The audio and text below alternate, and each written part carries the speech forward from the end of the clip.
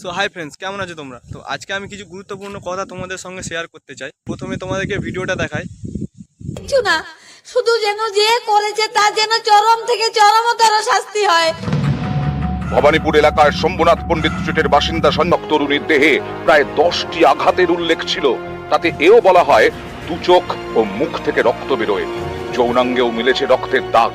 অর্ধনগ্ন অবস্থায় মেলে চিকিৎসক তরুণীর দেহ। রাগ ও প্রতিহিংসা থেকে খুন করে থাকতে পারে ইনকোয়েস্ট রিপোর্টে দাবি করে পুলিশ। দেহের কলার বোনের কাছে ডান দিকে হাড়ের একটা অংশ ভাঙা মেলে। যদি কারো গলা হাত দিয়ে টেপা হয়ে থাকে সজোরে, এমন হাড় ভাঙতে পারে বলে মনে করছেন বিশেষজ্ঞরা। অনেক কষ্ট পেয়ে মারা গেছে, সারা মুখে কালশিটে, সারা গলায় কালশিটে, আঙ্গুলগুলো মুসড়িয়ে মুসড়িয়ে ভেঙে দিয়েছে। ফরেনসিক বিশেষজ্ঞরাও জানিয়েছিলেন শরীরে আঘাতের চিহ্ন আছে।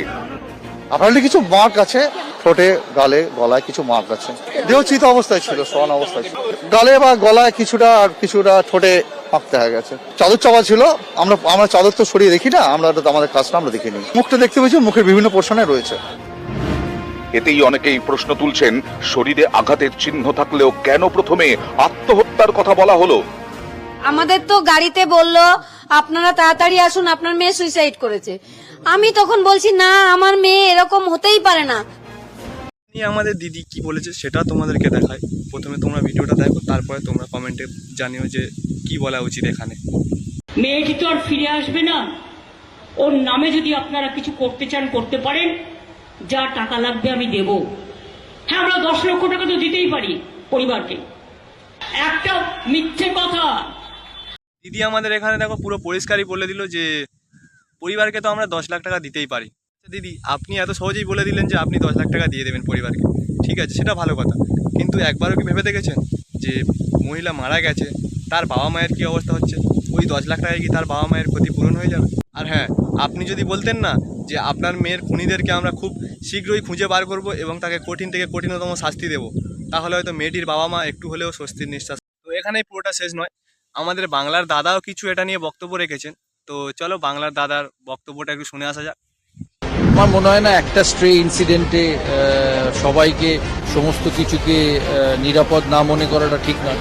It is just one of the incidents. পৃথিবীতে সব জায়গায় এরকম করে অ্যাক্সিডেন্টস হয়, but this has to B strictly. দাদা বলছে একটা জিনিস নিয়ে এরকমভাবে সবাইকে মাতামাতি করা উচিত নয়। এরকম অ্যাক্সিডেন্ট নাকি পৃথিবীতে সব জায়গায় হয়ে আসছে।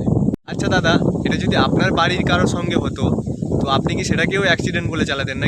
আপনারা এই সমস্ত কথাবার্তা বলেন কি করে? আপনাদের মুখে কি আটকায় না? একটা সাধারণ পরিবারের মেয়ে কি, সে কি ভালোভাবে? আপনাদের মধ্যে সবাই যদি ভাবতো না যে এটা একটা সাধারণ অ্যাক্সিডেন্ট, এরকম সব জায়গায় হয়ে থাকে, তাহলে এত আন্দোলন আর এত কিছু হতো না। একটা মেয়ে যখন টানা 36 ঘন্টা ডিউটির পর সে যখন তার বিশ্রাম করার জন্য রুমে গেল, সেটা তার সবথেকে বড় অ্যাক্সিডেন্ট হয়ে গেল, তাই না?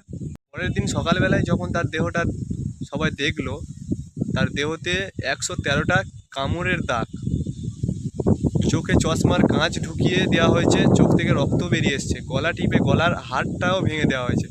সেটাও এত সব কিছুর পরেও আপনারা সেটাকে অ্যাক্সিডেন্ট বলছেন। আপনাদের মুখ থেকে এগুলো।